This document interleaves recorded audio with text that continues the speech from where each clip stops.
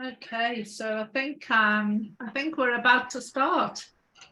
So I'll just share my screen. Sam, are we okay sound wise? All good?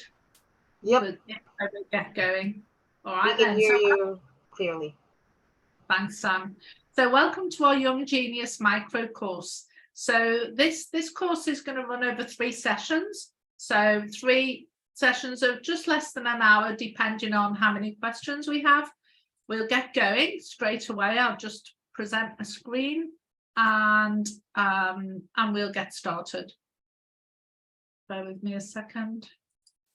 Okay, just checking with Sam. You can see my screen, Sam?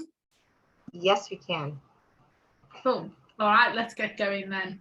So our Young Genius micro course, like I said, is over 3 sessions. So in session 1, we're going to cover what we mean by the word genius, why knowing your genius is so important, and then we'll look at the 4 genius types.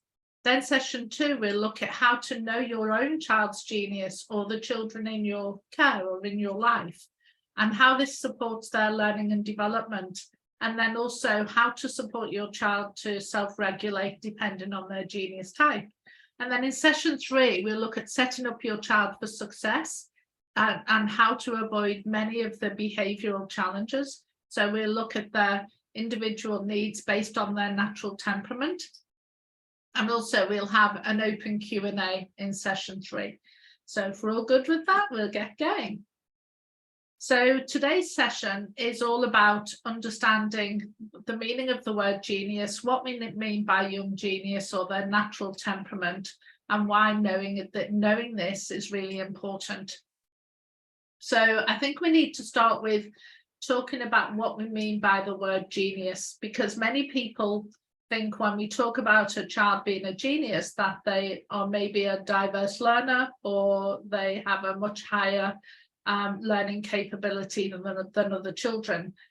We don't mean it in that context. What we mean is that it's their unique spirit, their unique talents and dispositions that they're born with, and their inborn nature. So it's taken from the ancient Romans, who believed that your genius was the unique spirit or personality that resides within your body for the whole of your life.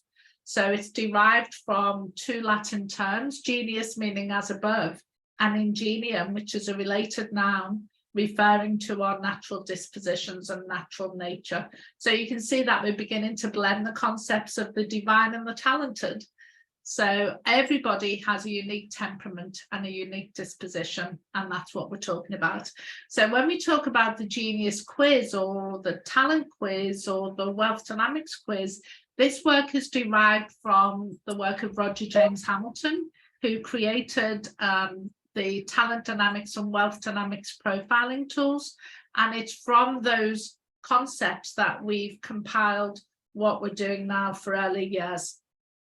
And Roger's work is actually based on the work of Carl Jung in decoding or interpreting the ancient Chinese Book of Changes, the I Ching, which is about 3,000 years BC in age. So it really is ancient Chinese wisdom. So that's just a little bit about the history and to honor and acknowledge the work that came before this. So let's dive into what we're talking about for this evening.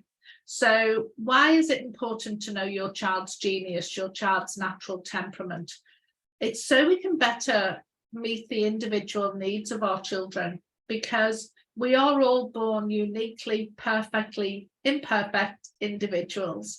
And everybody, there's no one size fits all in education and in learning, because it's really important that we really seek to understand the natural temperament of the children we look after. And if we can do that, then we can better meet their social and emotional needs, and we can understand how they learn best as well.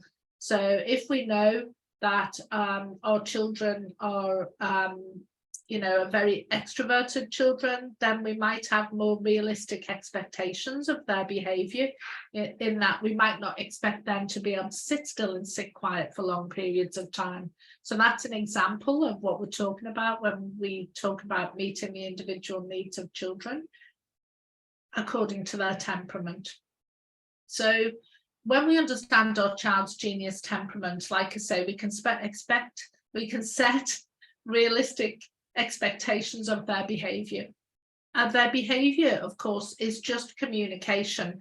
Children will act out how they feel. So if we see a behavior that for us we believe is quite challenging, then we need to understand the feeling that goes behind that, what the child is seeking to communicate, what needs they're trying to express. Then also each genius temperament has a different strength in how they learn.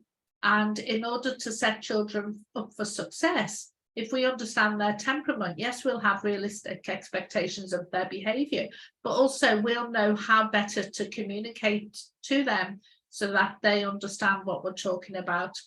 And also the big thing is that we are unique. Children are human, we are human, everybody is unique, everybody is different. And we also have our own natural genius and our natural strengths and weaknesses. So it's really good to understand your own genius and understand the genius of your child.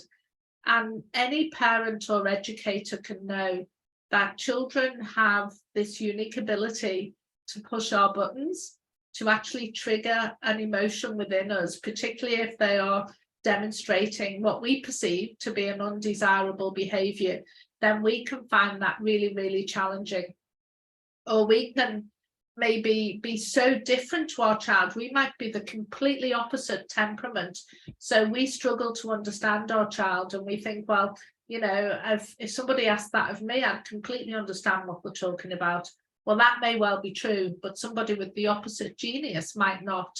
So if we can really understand the difference between our child's genius and our own, then we can really better understand our children and better understand why maybe things upset us that we, you know, might hope to be able to cope with better than we do.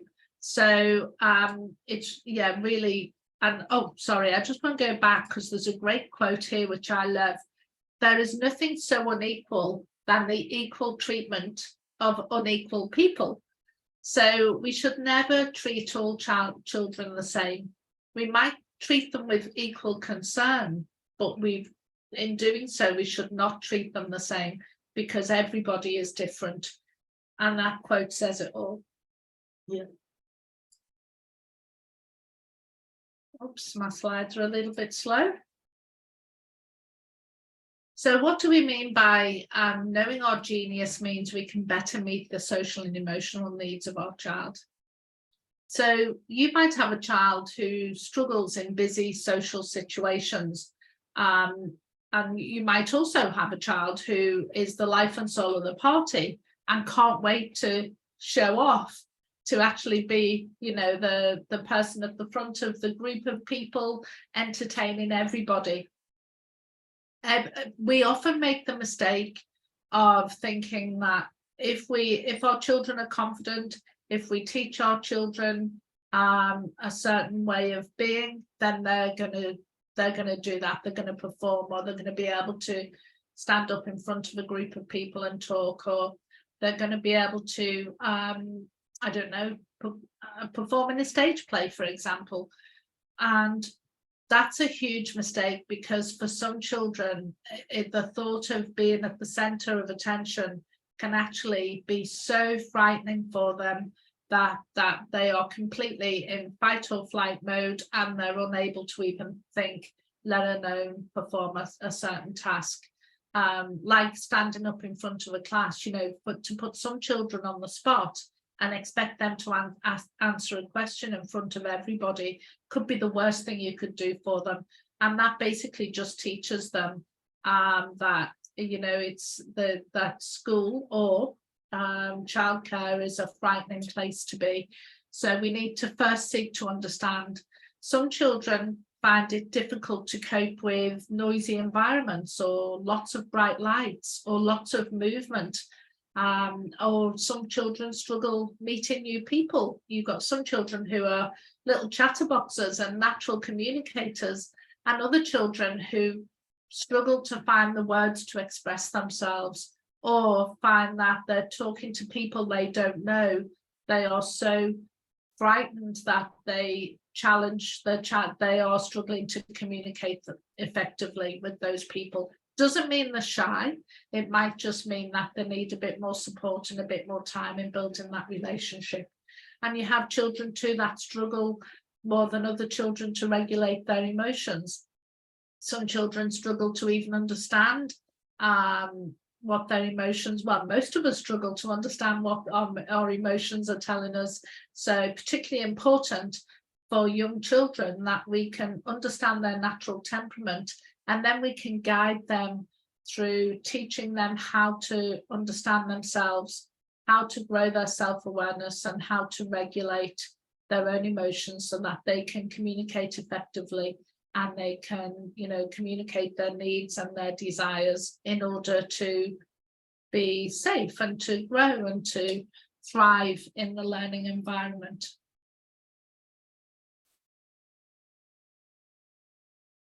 So our natural temperament affects our moods and emotions, and also how we respond to or cope with different situations. And we'll often hear people say things like, and I'm sure you'll think of many more examples than this, oh, he is so shy, or why is she so bossy, or there's no pleasing him, or she's too sensitive, or why won't my child leave my side? There's a whole host of judgments and opinions we form around how children are behaving and how they're responding or reacting to certain situations. But by understanding their temperament, we can have more realistic expectations, and in us understanding them a lot more, we can understand them to understand themselves and to manage their energy, manage their emotions, and communicate their needs and desires. So there are basically 4 types of genius, and this is what it looks like. So we've got our dynamo genius. Remember I said it's based on the I Ching, the ancient book of wisdom. Well, that's also based on nature. It's our natural way of being, and it's linked to the seasons and the elements as well, actually, but for simplicity, I've kept with the seasons for today. So dynamo energy are very creative, imaginative, big picture thinkers. They're spring energy, so they feel like spring energy. And if you think about the children in your life, when I'm explaining each of these energies, spring energy people are bubbly, enthusiastic, always on the go, coming up with ideas all the time. They love to be moving. They love to be constantly thinking about new things, new ideas. They love to be in the creative space and playing with open-ended imaginative toys. And spring energy children are highly intuitive, and they can often have imaginary friends, or they can sometimes say that they can see and hear things that people might not, that you might not be able to see or hear. And that's because children very often have trouble separating the imagination, what they see in their imagination, from what's happening in real life. So dynamo energy love to be kept busy, and like I say, coming up with ideas and lots of things to do. Then we have the opposite, which is autumn energy. Now, although I'm not jumping seasons, it's easier sometimes to explain them when I look at the opposite. So if you think dynamo, high energy, enthusiastic, coming up with ideas all the time, busy, busy, busy, then you have the opposite, which is tempo energy. That's autumn energy, and it's very settled energy. Tempo children are really sensory and very sensitive beings. They very much tune in to the energy of the space and of the people around them. So tempo children can sometimes, as dynamo children can struggle differentiating between the imagination and the real world, tempo children can sometimes struggle with what emotions are they picking up from other people, or what emotions are their own emotions. So they can very much be affected by the energy and emotions of other people. So it's really, really important for our tempo children to give them a way that they can self-regulate. They're so high in empathy, they really tune into other people. So all of us do it to a degree. If you think about, if you walk into a room and somebody's had an argument, then nobody needs to tell you there's been an argument and some negative conversation happening, because you can feel it as soon as you walk in. Well, that's the world our tempo children live in. That's their natural strength and temperament. So it's even harder for them sometimes to differentiate between other people's energy and their own.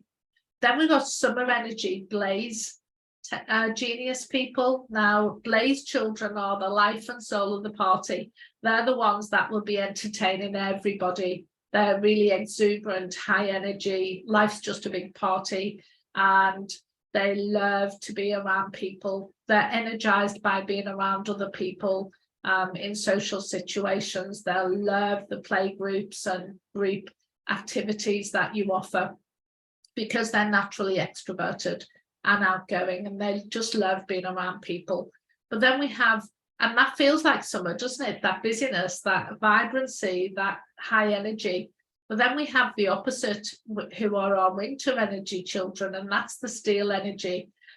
They will be more reserved. Steel energy children are introverted, so they like to spend more time. They're more reserved. They like to spend more time on their own. They love to engage in solitary activities, and they love to have an element of certainty to feel safe. And we'll go in a bit more detail as we go through the next slides. But just to understand that the Blaze and the Steel, introverted and extroverted, very, very different energies. So it can be that people misunderstand Steel energy children and actually think they're shy, when actually it's not shyness, it's more an introverted energy, and they find it really tiring to be around people all of the time, or to be busy all of the time. They need time to recharge their batteries, and that time is time alone or in a quiet space. Now, when I talk about these energies, please understand too that we are a combination of all of these energies. All of us have all of these energies making up our natural temperament, but every one of us will be more dominant in one of the energies. So when we're talking about child development, and we're talking about creating environments where children can thrive, it's really important to know that all of it applies to all of children. We need a very holistic approach to child care and education. But if you find that if you understand the dominant energy of your child, then you know if a child's struggling, that we can support that dominant energy. Hope that makes sense. It's a difficult concept to explain, but it make more sense as we go through them as well. So let's have a look at each of the 4 genius types. And what I'll do is I'll go through these 4 genius types, and then I've got a quiz. So I'm just giving you notice before I go straight into the quiz that in the quiz there's going to be 5 sets of questions, multiple choice questions. So as I'm going through these genius types, be thinking about a child in your life, or even a person. If you don't have a child you can think of right now, think of a person in your life and how this might apply to them, so that when we come to the quiz you've got somebody in mind. And the quiz will also be sent to you via email, so you'll be able to do the quiz on a child or a number of children in your care, and then we can go through on the next session what the quiz means, what the outcome of the quiz is, I should say. So if we look at the Dynamo Genius children are creative, they're busy, and they have an active imagination, as I said earlier. They love variety and can be very easily bored. It's really important that for Dynamo Genius children, we give them lots of choice, and open-ended resources support them really, really well.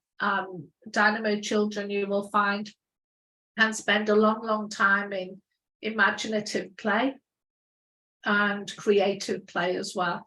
So they can be really impatient and they dislike too much structure. So if the environment is too rigid for Dynamo children, then they will get bored, and you'll start to see some behavioural challenges emerge. They are full of enthusiasm and they can struggle to regulate their abundance of energy. Also, because they're the opposite of tempo being really sensory, Dynamo can sometimes, they're the children that will forget to eat, or they'll not realise that they're absolutely freezing cold and wet because they're so engaged in the activity or experience that they lose the ability to really understand, to tune into their senses. So they sometimes need supporting grounding and helping them to slow down and to take time to have their meals and get changed, whatever they may need to do. So a rhythm, when you find that you're struggling to bring a Dynamo back into a more tempo state, getting them to participate in routines and rituals, the good thing, the way to support Dynamo children to do that is to have visual prompts, or to give them plenty of notice. In 5 minutes we're going to do this, because they hate to be told what to do, but they're pretty good at doing what needs to be done if they're allowed to feel they have some sense of autonomy around what's happening next. So if you're struggling to get a Dynamo child to do as you want them to do, then offer them a choice. Do you want to do this one or this one? So rather than do this now, because if you ask them to do this now, you will get a reaction. So the more choice you can offer them, the more compliant, or the more likely they're going to be to comply to what you're requesting. And then we have our Blaze Genius children. Now they are really confident and outgoing, and they're natural entertainers. So they love to be the center of attention, or they love to be just with people. They're great communicators, and they have a real great ability of getting along with most people in their friendship group. They can be a little bossy and dominant though at times, because of that enthusiasm and that playfulness can sometimes, they can become a little bit too exuberant and get carried away. They can often be the child that seems to always be at the center of trouble. So, you've got things happening, you've got lots of fun and, lots of noise, and somebody's just done something they shouldn't have done. The Blaze Genius child is more likely to be the one getting the blame for what's happening, because they're the noisiest, they're the ones right in your face. So it's not always that they're the instigator, but they often find themselves in the center of trouble. So they are real social butterflies, and they love group activities and experiences. So our Blaze children are just a delight to be around, but they can, like I say, get themselves into real trouble with their over-exuberance. And again, a very, very busy energy, but yeah, absolute delight. Getting Blaze children to sit down and concentrate for extended periods of time is impossible. If you expect that kind of compliance from a Blaze child, you're going to have real behavioral challenges, because it's just not in their nature to do that. So we need to find, more active strategies. Blaze children need to be able to talk, they need to be able to communicate with other people, and if they can't, then you will create problems for yourself. And then we have our Tempo Genius. Tempo Genius children, we talked about this, they're very, very sensitive children and tune into the energy of other adults and other children in the environment. So they can very quickly become overwhelmed with emotion and it not even be theirs, them not realize that actually they're picking up on the energy in the space. They will worry about other children. They are naturally empathetic, so they will worry about other children, and they're peacemakers. They'll try and make everybody happy and create a really nice environment. Huge responsibility for a child, not a responsibility we give them, they just naturally take that on themselves. So we need to be aware of that and make sure that they have opportunities to manage their own energy. They make friends really easily, but unlike Blaze, they're more likely to have small friendship groups than, you know, being part of a big group and the life and soul of the party. They like smaller, close-knit friendship groups, because again, being so sensory, it can be really overwhelming for them being part of a big group. And they enjoy a calm, peaceful environment and an unhurried pace. So they thrive on predictability and routine and hate to be rushed. So it's really important that, you know, tempo sets the tempo. So it's really important that they can actually, if you can let them work through what needs to be done at their own pace, which might feel really slow to you, but to them, it's really important that they can work at their own pace and manage their own tasks in an unhurried way.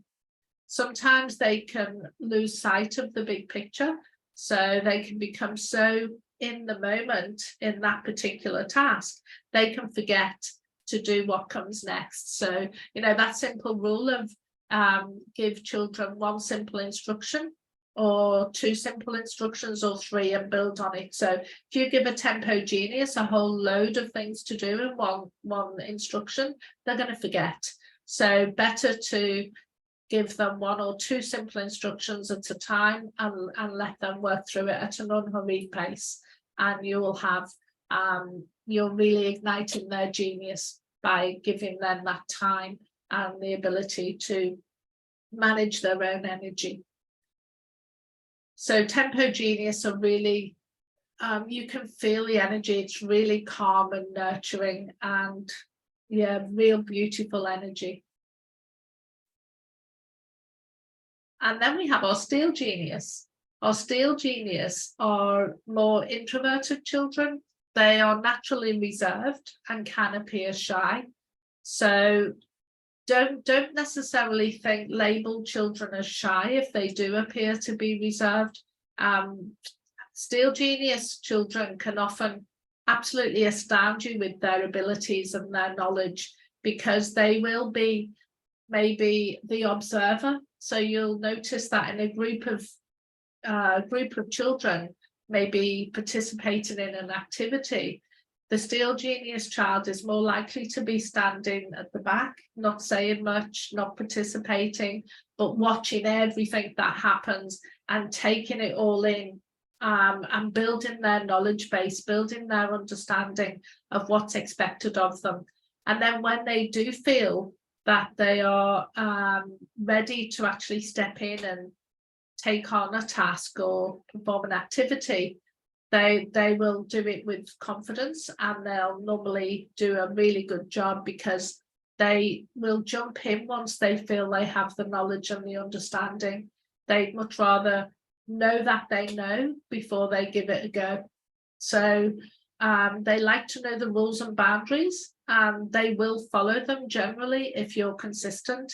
If you break the rules and you're not consistent, that will stress a Steel energy child, and you'll see a lot of resistance and behavioral challenges.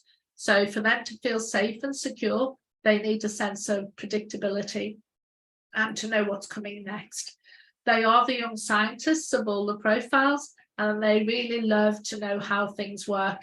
And like I say, they will surprise you with their knowledge. They thrive in being able to construct and deconstruct and make sense of things on their own. So loose parts play is absolutely fantastic for Steel Energy Genius, as well as construction, and yeah, being able to take their time and observe before they have to jump in and show what they can do, so to speak. So that's a brief explanation of the 4 types of genius.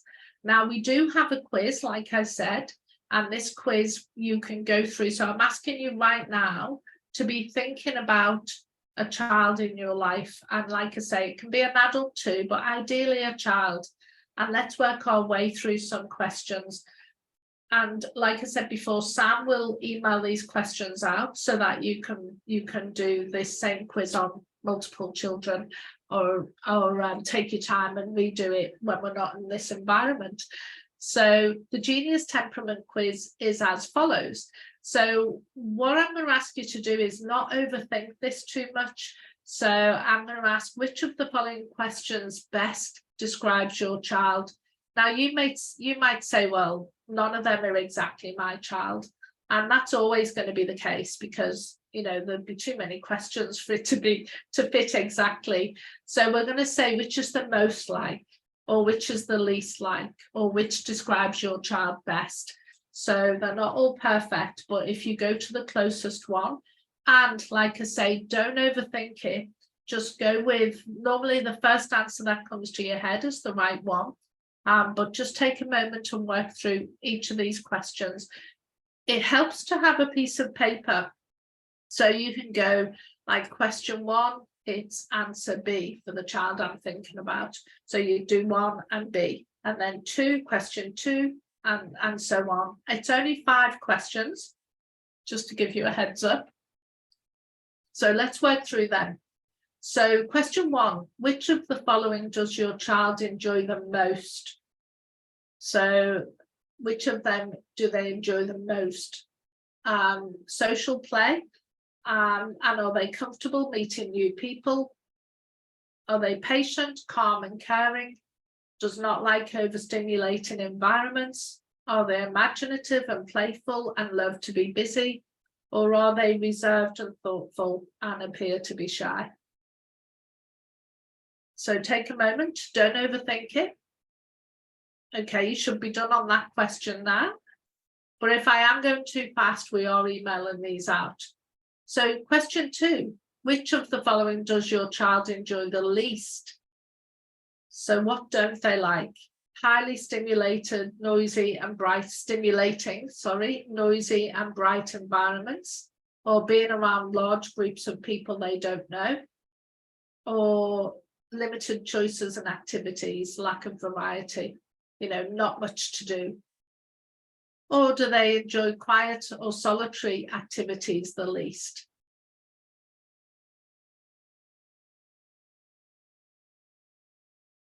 So again, don't overthink. You should be done on that question too.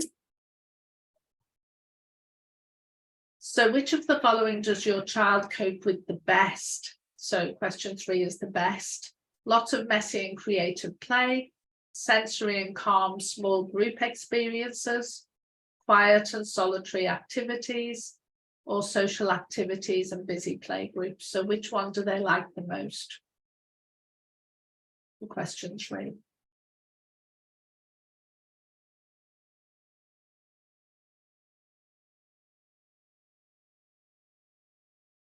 Okay, on to the next question. Question 4. Which of the following does your child find the most difficult? Being bored, not enough variety, the break in the usual routine, having to be quiet, or being in a large social gathering. So that's the most difficult. Which is the hardest for them out of those?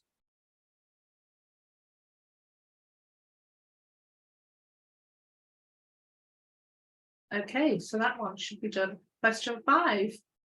Which of the following best describes your child? Is your child fairly easygoing, fairly flexible? They go with the flow and happy-go-lucky? Are they really gentle and caring? Are they outgoing and sociable? Or are they more reserved, maybe shy, appear to be shy?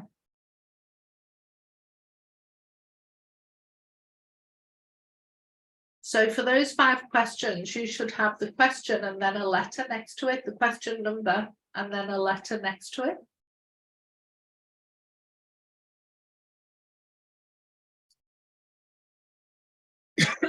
Okay, so let's do the score then.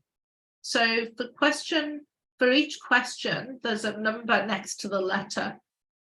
So if you answered B for question 1, then you would have question 1 is number 3. And if you answered C, question 1 would be number 1. And you can see the rest. And then the same for question 2. Look at your question and which letter did you have? And then you've got a corresponding number next to it. So if you just write down next to each question what the number is, you'll come out with 5 numbers. And you want to work out how many number 1s you have, how many number 2s you have, how many number 3s, and how many number 4s. And you'll find that you'll have a combination of all numbers, but there'll be one number that you have more of than the others. Be great to put in chat what numbers you come up with.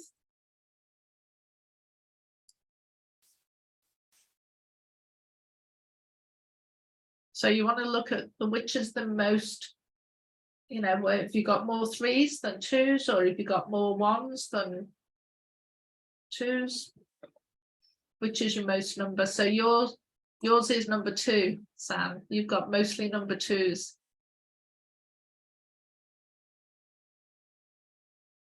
Cool.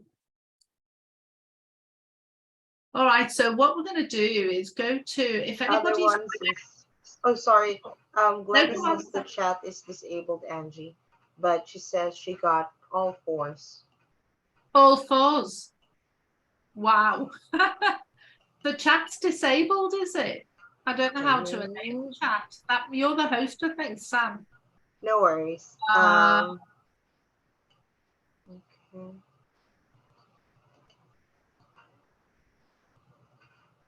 Oh, goodness. Thank you for letting us know. Let's change some settings though. No worries. You can type everything in the Q&A. Yeah, let's do that. Oh, sorry, disabled from the beginning. So sorry, Olivier, but we're only just coming to Q&A now, so that's okay. So we've got somebody with all 4s, and Sam, you've got 2. So I'm just going to cheat a little and show you which profile each is. We'll cover this off on the next session, but I can tell you that number 2 is actually Blaze Genius, Sam. So that's interesting. We were talking about that as we were getting ready for the call, weren't we? That your son might be Blaze Genius, and yes, he is. And then number 4 is Steel Genius. So for the people that have told us what their number is, does that resonate? So if we look at Glenda, yours is Ranjana. Sorry, Sam. Ranjana has 4s too. Oh, right. You got 3 4s. Wow. Okay, so we've got a couple of Steel Genius children for sure. And just out of interest, Glenda and Ranjana, does this resonate? If you look at the Steel Genius, would you say that this would make sense to it being your child being a Steel Genius child? And do you have any questions around that? We will go in more detail, like I say, on the next session, but happy to answer any questions you might have. Yes, it does, Ranjana. That's good. That's good. So Steel Genius are very logical and analytical thinkers. Steel Genius children, you'll be pleased to know, tend to do well in traditional schooling, traditional education system, because they've got that whole logical, analytical approach to their learning. So that really supports Steel Genius. Unlike many profiles who can struggle in school, Steel Genius tend to do really well. You might find Steel Genius children can sometimes, I know we've talked about Steel Genius children being introverted by nature, but they are more likely than other profiles to throw a tantrum, to lose control, because and any child can lose control, and for a whole host of different reasons. But for Steel Genius children, when they get completely overwhelmed, they flip to the opposite and they lash out. Whereas Blaze Energy, extroverted children can become withdrawn. So you'll see when, you know, your child's a natural steel genius and suddenly they're lashing out at people, you know that they're really struggling. And when they do, they can really let loose. And it is perfectly natural behavior. We just need to support our steel genius to self-regulate and to bring in an element more self-control. So would you say that was true of your child, Ranjana, and Glenda? You can put it in chat or in the Q&A. I'll just look between both. Yes. Yeah, when my Steel Genius goes out of control, it's hard. It's the toughest one. It is the toughest one. And, you know, just know that when a Steel Genius child loses control, it is just that they've lost control. They're not being naughty. They're not being defiant. They've just really struggled. They've got to overwhelm and they literally can't control these really powerful emotions that they're feeling. So it's a case of work through it, stay close. You know, if you can, once they start to recover a little, give them a hug and reassure them. Don't try and teach during those times. Let them work that energy through their system and then offer them reassurance and comfort afterwards. And then you can start talking about what happened, you know, how they lost control, how they were feeling. That's how you build then strategies to help them to cope with it going forwards. Sorry if I'm preaching to the converted. You probably already know that, but no, that's all good. But I do have a question though. Yes. Because it kind of overwhelms me because of me. I'm an extrovert, but because of my introvert child, she's a very chatter in the home, but not outside. Yes, because she feels safe. Because she feels safe. So and that's really, really common. I'll just share screen for a moment so I can see. That's really, really common, you know, when children, there is a people say, right, if your child knows how to behave when you go out, then you're doing a great job. Children will often go overcompensate as well for, you know, if they're outside and they're feeling like they're not comfortable around all these people and they're standing back and observing rather than being involved, then, you know, the pendulum has to swing, doesn't it? There has to be an outlet. So when they come home and they're in a safe environment, then it's like all that energy is being released. And they're compensating really for what the experience they're having. So if for Steel Energy children, they need, there's a common misconception, isn't there, that if your child is introverted, then they're always quiet. That's not true. Introverted means that I replenish my energies by being alone. It doesn't mean that they always need to be alone or that they're always quiet and they're always reserved. It doesn't mean that at all. It just means that they, to top up their energy, manage their own energy, they need time alone. Equally, extroverted children, like Blaze Energy children, are not always bright and bubbly when they're at home because they are energized by being around people. So when Blaze Energy people are out with other people, they're going to be the life and soul of the party. You might find they come home and they just want to spend time on their own and seem quite withdrawn sometimes. But that's just, again, that balance, you know, it's that they're completely relaxed and they're recharged, and they don't need to be that exuberant. Right. Yeah, just trying to think, like, in the coming days, are we gonna talk about, if me being an extrovert, I get my energy from being outside, whereas my introvert child, so how we should be navigating with each other. That's my toughest challenge for myself. Yes, we are. Let's talk about that. Okay. And again, it's realistic expectations. So we've got a few minutes. I can talk a little bit about it now specifically. So you're an extroverted parent with an introverted child. That can be really challenging because, and I can use this as an example for my own experience. I had, my eldest son was really introverted and I was more extroverted. And I was out doing the whole play groups and all these activities, thinking that to be a good teacher, I needed to be taking my child out to all these different places to have all these amazing experiences and getting to know other people. The reality was that he would spend a lot of his time hanging onto my leg, not wanting to play with the other children, and often would end up with having a meltdown, you know, a tantrum, lose control. And I always felt like it's really challenging because it feels like I was always dealing with his behaviors. But actually, the mistake I was making was I was not setting him up for success. If I truly understood, because I didn't know this back then, if I truly understood my child as an introvert, then I would have been taken into that busy playgroup situation before people arrived. So I would go earlier so that he wasn't walking into a busy room.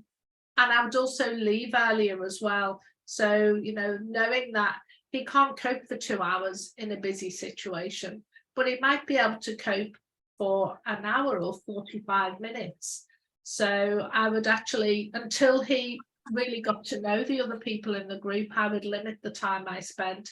I would also give him strategies to be able to manage his own energy. So you can do things like, you know, shall I come with you and we'll participate in that activity, but then also encourage him to go off into the more solitary activities or quieter spaces.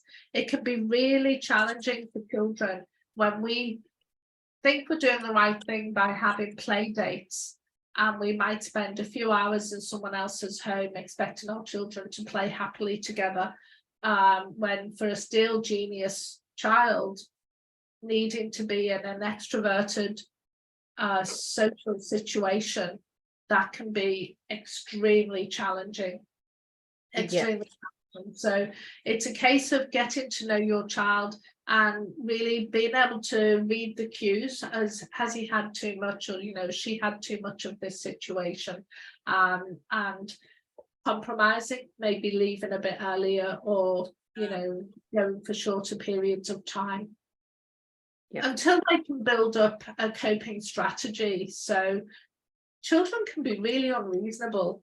And I'm not talking about your child now, I'm talking about children in general. You know, they don't yet have the life skills and life experience to be able to reason and be reasonable.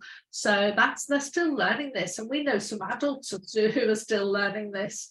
So to cope in a social situation for extended periods of time with people they do not necessarily understand and might struggle to communicate effectively with, can be immensely challenging.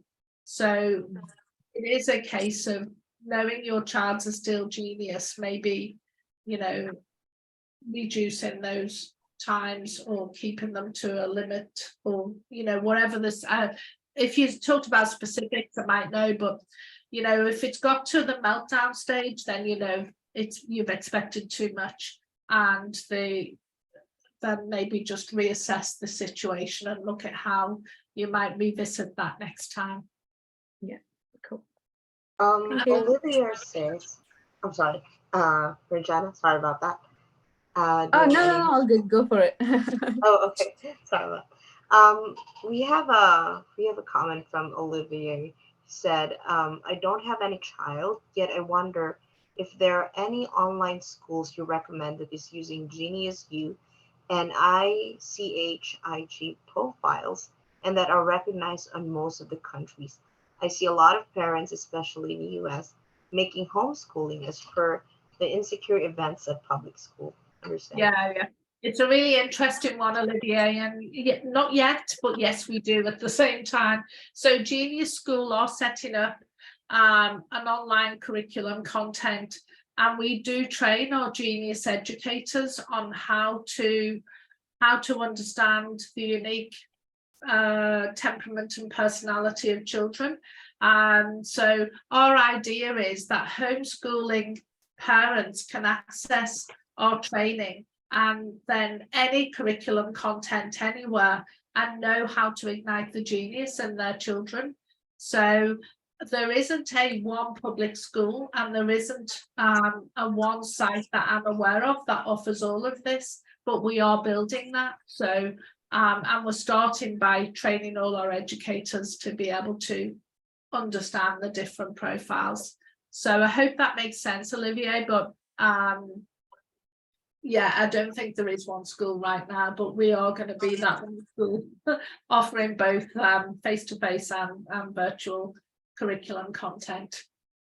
And we're starting that. This is the beginning of the early years pathway. This is the first program of many to come, where we'll be sharing strategies, wisdom, knowledge, curriculum with our parents of preschool children as well as school children.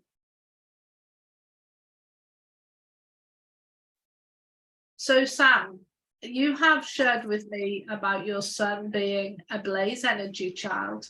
And two, over exuberance. Every child can have a meltdown and or a tantrum or demonstrate challenging behavior.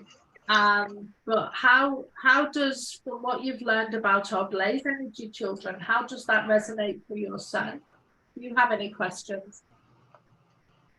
I guess it's similar to Ranjana earlier because I'm more of a tempo energy compared to him. So it's just a matter of adjusting and getting myself used to busy social situations and adjusting my expectations of my child as well because he just can't sit still.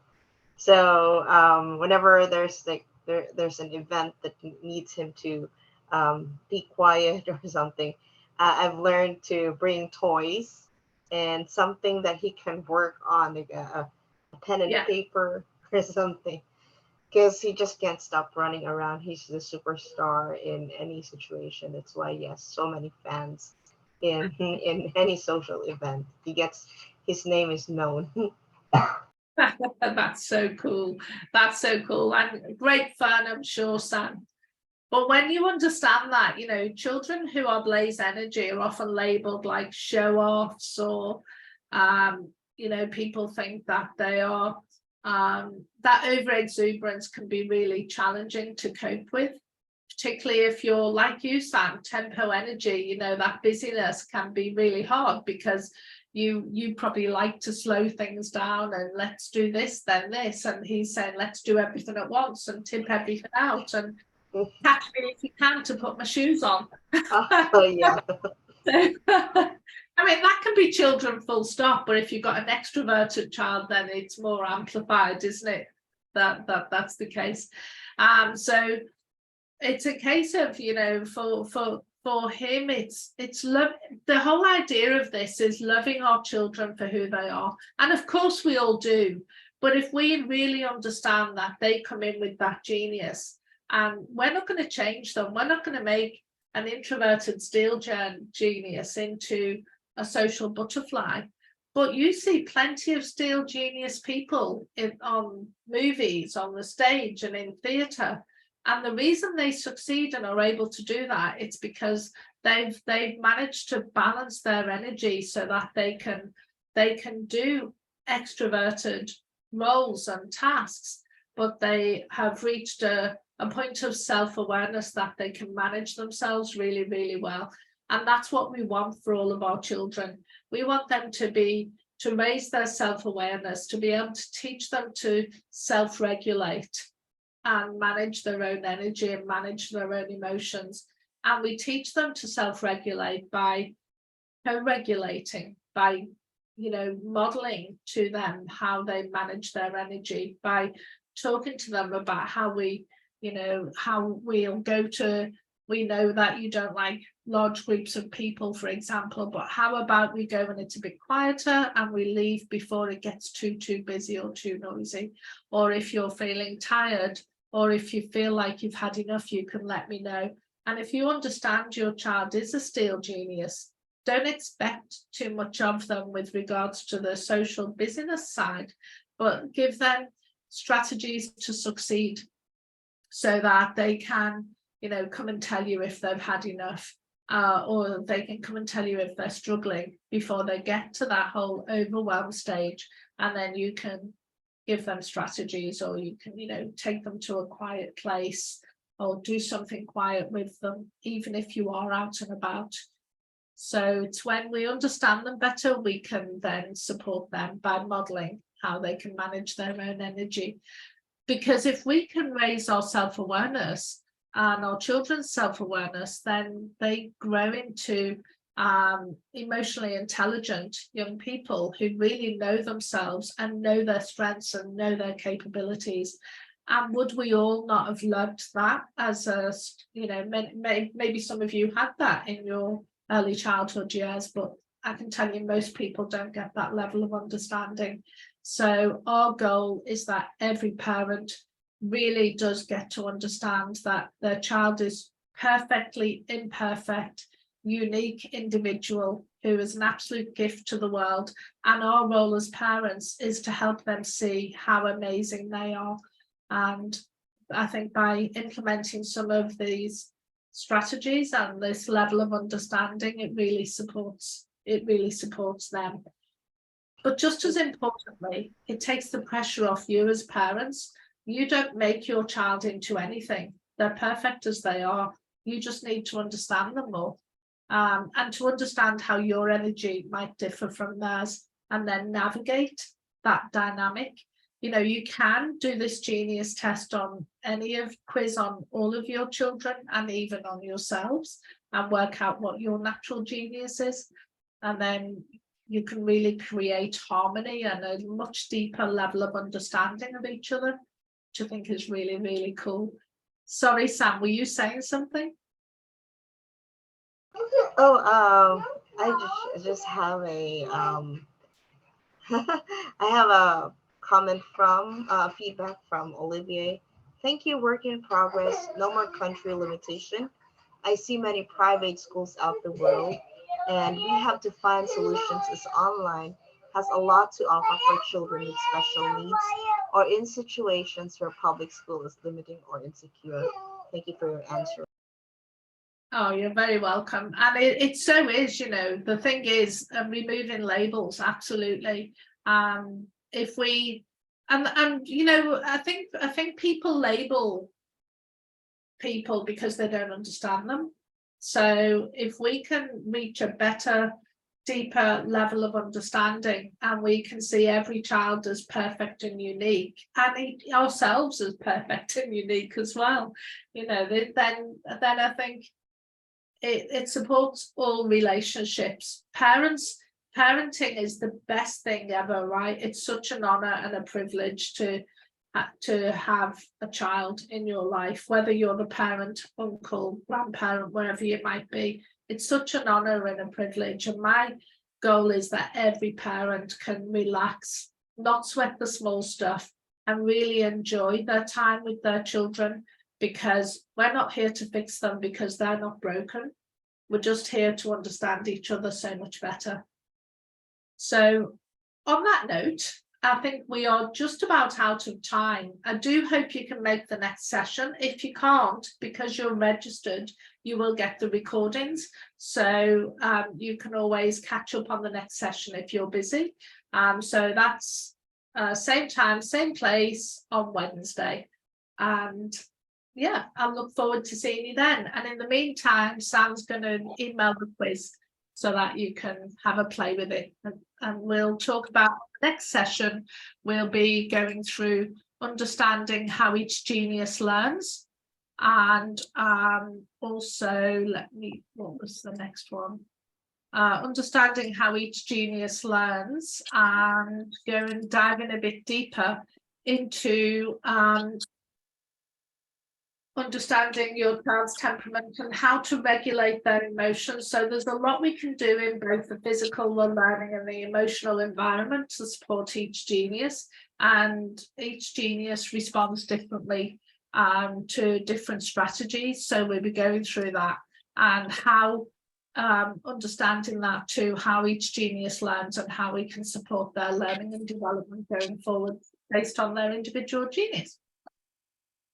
So that's it from me. I shall see you on Wednesday. Have fun with the quiz, and I look forward to seeing you in a couple of days. Thank you so much. Have a lovely evening. Thank you. Have a great evening. Thank you. Bye now.